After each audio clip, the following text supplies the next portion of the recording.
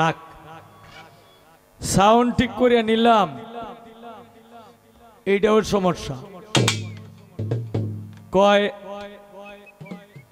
আমরা যে আমরা গাড়িটা দিছইন এর লেগে সাউন্ডটা ডাবছে। আচ্ছা ডাবলে আমি যদি তোমরা রে মন থেকে যদি গালি দিয়ে থাকি তাহলে ডাবলে এটা আমার বেলায় ডাববো, তাহলে তোমরার বেলায় ডাবে গেলে গিয়া কি গো, বিষয় কি উল্টা হয়ে গেল নাকি?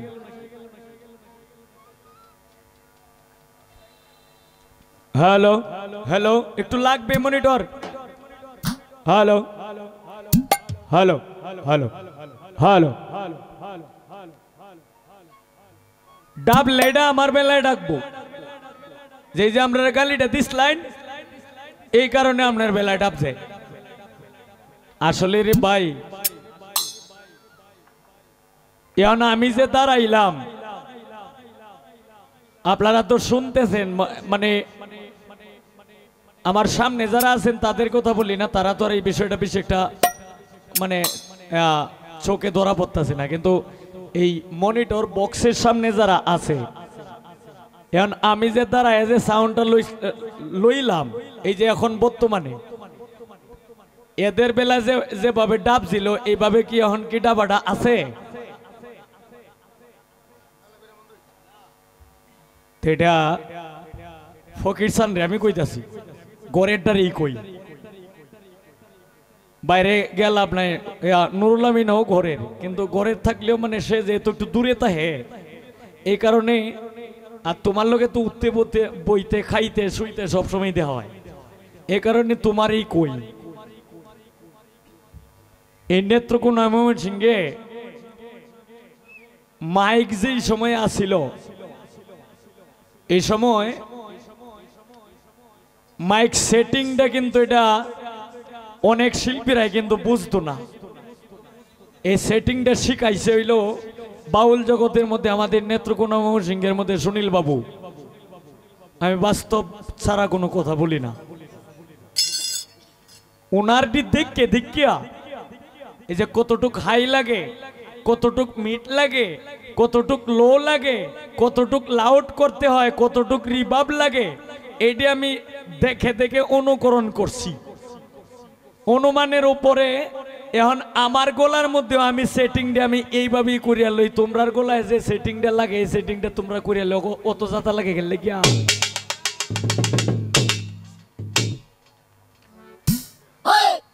ও জোলা লইতা চাও না, সব জায়গায় জোলা কামাইব গেল। এটা নুরুল আমিন কইতাছে, কেমন করে পারি দেব গো দয়াল, নাই কোনো এবাদতি দয়াল আমার হবে কি গতি। ফকির সান কইতাছে, কয় নুরুল আমিন ভাই বিষয়টা বুঝছে না, মানে আমি পিছেতে থাকতাম এই কারণেই কইছি যে উস বেশি বললে তখন হেরা উসটা ভাঙ্গে যাইব, আর যদি আমি সামনে দিয়ে যাই তাইলে আমার কাপড় চোপড় নষ্ট হয়ে যাইব। মানে ইন্দেও কইছে হেন্দেও কইছে, এনতে আমারও লাগায়া কইছে। এটা কি তোমরা দুইজন কি যুক্তি করে আইছো নাকি? আসলে বিষয়টা তা না। যে মাস্টার সে কোনো সময় নিজের ইচ্ছাকৃতভাবে কিন্তু কোনো সময় বলে না যে আমি মাস্টার। যে পীর সে ইচ্ছাকৃতভাবে কোনোদিন বলে না যে আমি পীর। যে ওলি সে বলে না কোনোদিন ইচ্ছাকৃতভাবে যে আমি একজন ওলি, আমাকে তোমরা মানো। বলে কোন সময় যখন তারা কেউ না চিনে তখন পরিচয় দিতে যায় বলে যে আল্লাহ তাআলা আমাকে অতটুক দান করছে, আমি অমুক। এর আগে কিন্তু কেউ বলে না। এই কারণে তোমরাও আমাকে চিনো আর আমিও তোমরারে চিনি। আমি যত বড়ই থাকি না কেন, আমি কিন্তু তোমরা আমার ছোট ভাই, আমি কিন্তু তোমরার মধ্যে কোনো সময় আমি বড় দাবি করি না। এই কারণে আমি বলছিলাম যে ওদের সাথে তো আর গাইতে পারতাম না গান, ফকির চান আর নুরুল আমিনই গাইবো আর আমি ওদের পিছনে পিছনে যাব। হ্যাঁ, আমি যে পিছনে পিছনে যাব এইটাও ঠিক আছে, আচ্ছা নুরুল আমিন গাইলো দয়াল আমার হবে কি গতি, কেমন করে পারি দেব গো দয়াল, নাই কোনো এবাদতি। এখন এই যে গানটা যে আগে দিয়ে গায়া গেলে এখন এইটার পিছনে যদি আমি গানটা দিই তাইলে তার লগে মিললে আমার গান দিলে হইব। এরপর ফকির চান সে বলছে কি যে নুরুল আমিন ভাই যে জায়গায় করছে আমি হয়তো এই জায়গায় আমি করব না, আমি আরেকটা জায়গায় করব। আরেকটা জায়গায় যদি আর দুইজন যদি এক জায়গায় করি তাইলে এক গান দিয়ে মীমাংস করে দিব। আচ্ছা পরে আবার গাইছো কি এপার আমি ওপার তুমি কিসে দিব পারি তার, ঢেউ দেখিয়া রইলাম চাইয়া অন্তহীনী দরিয়ার। এ অন্ত দেওয়া যায় নুরুল আমিনের দোষা যা তোমার দোষও তাই।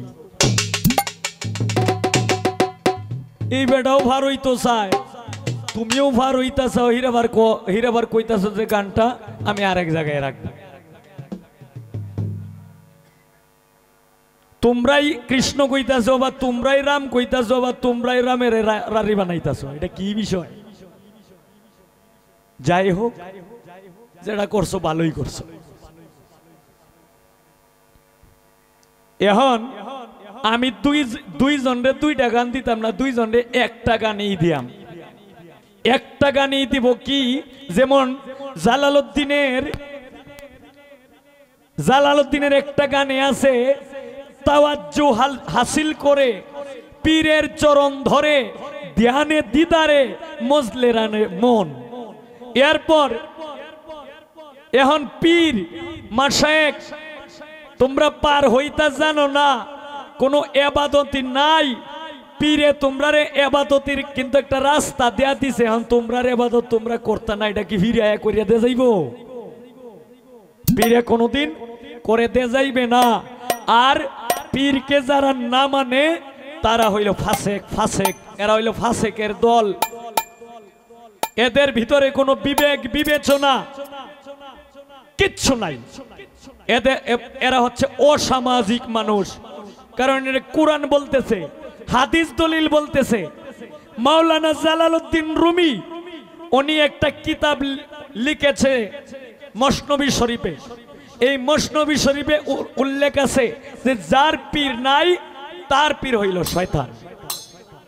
মাওলানা জালালউদ্দিন রুমি বলছে কি যে আমি যখন আমার পীরের চেহারার দিকে চাই তখন আমি আমার আল্লাহকে দেখতে পাই, আমি আমার রাসূলকে দেখতে পাই।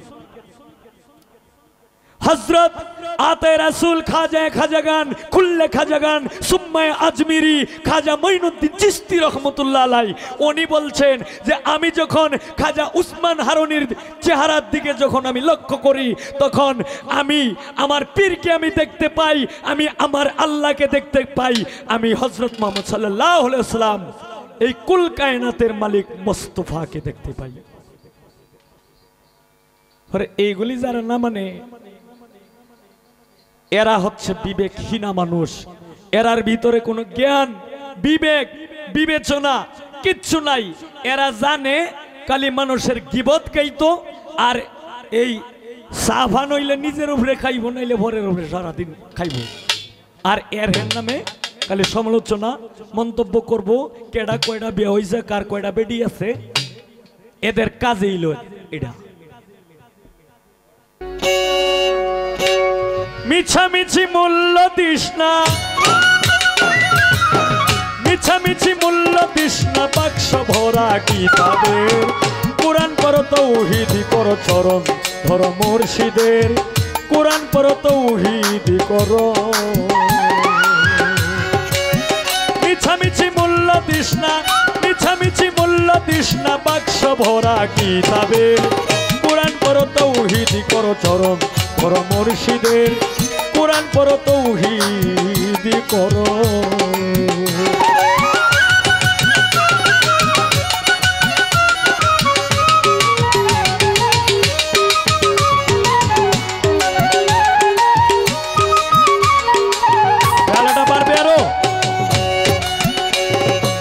কিতাব তোমার কালির লেখা, ওরে চক্ষু বিনে যায় না দেখা।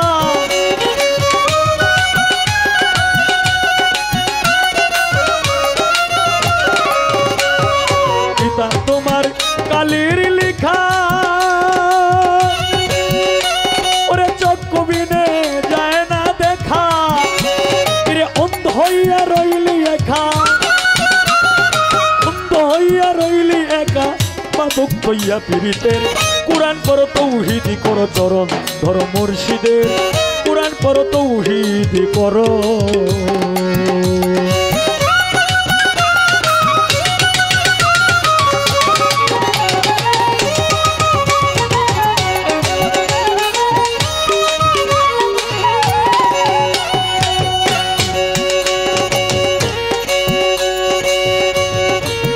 মিমের পদ্মা উঠাইলে জাতের সঙ্গে সিফাত মিলে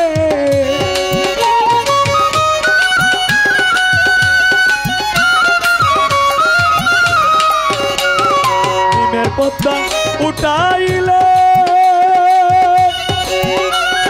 জাতের সঙ্গে সিফাত মিলে ওরে নিষেধ আছে দলিলে নিষেধ আছে দলিলে এই সব কথা বাতনে কুরআন পড়ো তৌহিদ করো চরণ ধরো মুর্শিদের কুরআন পড়ো তৌহিদ করো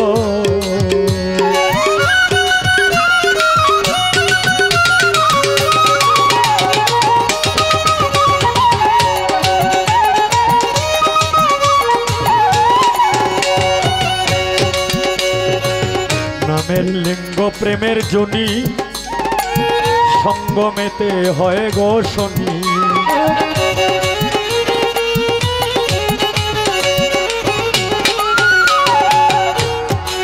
নামের লিঙ্গ প্রেমের জনি সঙ্গমেতে হয় গো শনি গায়েবে এল মেলো ধুনি গায়েবে এল মেলো ধুনি দস্তে দৌলত রহমতে কুরআন পড়ো তৌহিদি করো চরণ ধরো মুর্শিদের কুরআন পড়ো তৌহিদি করো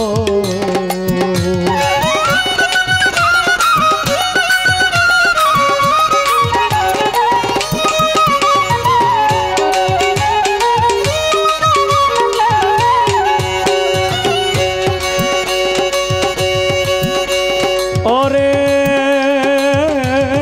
তুমি না করিয়া নিশানি রে সই হায় রে গুলি তুমি ছাড়বে রে কই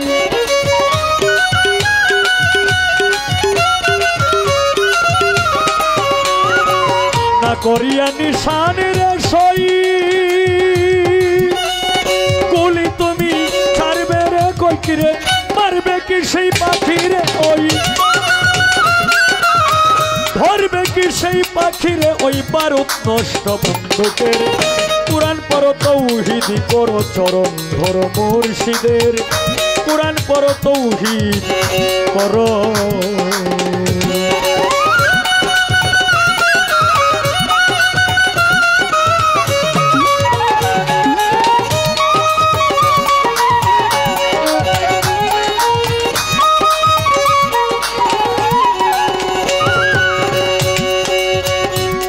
সাধক ঝালালেরই কথা মানো তোমরা প্রাণেতে মিশাইয়া প্রাণ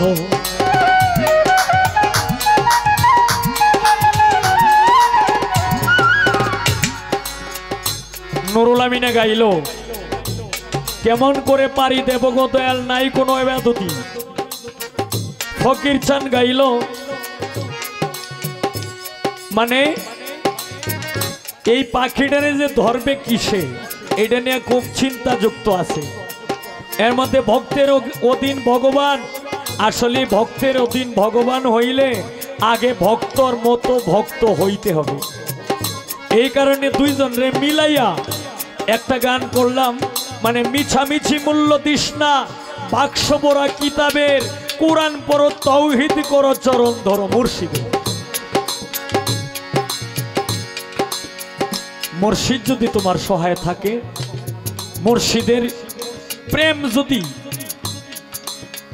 ভিতরে যদি থাকে তাহলে একমাত্র আল্লাহ এবং রাসূলের দিদার পাওয়া সম্ভব এমন মুর্শিদ তুমি ধরছো আঁকড়ায় ধরছো মুর্শিদ তোমাকে একটা রাস্তা দেখায় দিল যে তুমি এইভাবে চলবা তুমি এই রাস্তায় যাইও না এই রাস্তাতে তুমি যাইবা সব সময় তুমি তোমার কাজে লিপ্ত থাকবা তখন মুর্শিদের কথা নামাই না তুমি চলবা, তোমরা চলবা তোমরার ভাবে, এটার জবাব কি মুর্শিদে দিবে?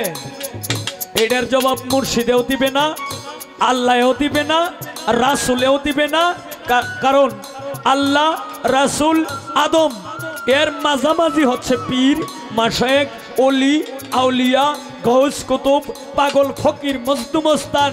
তাই যে যাকে ভালো লাগছে, যে যাকে পীর ধরছে, মুর্শেদ হিসাবে মানছে, এই মুর্শেদে কোনোদিন চায় না যে আমার একটা ভক্ত কিংবা আমার একটা শিষ্য সে বেপরোয়া ভাবে চলুক। তাই জালালউদ্দিনের গানে কি বলছে? সাধকে জালালেরই কথা মানো, প্রাণে তিনি সাইয়া প্রাণ, ফয়েস্তার টেনে আনো, ফয়েস্তার টেনে আনো, পদ্মা খুলে শরমের, কুরআন পড়ো তৌহিদি করো চরণ ধরো মুর্শিদের, কুরআন পড়ো তৌহিদি করো। মিছামিছি মূল্য দিস না, মিছামিছি মূল্য দিস না, বাক্স ভরা কিতাবের, কুরআন পড়ো তৌহিদি করো চরণ ধরো মুর্শিদের, কুরআন পড়ো তৌহিদি করো চরণ ধরো মুর্শিদের, কুরআন পড়ো তৌহিদ করো।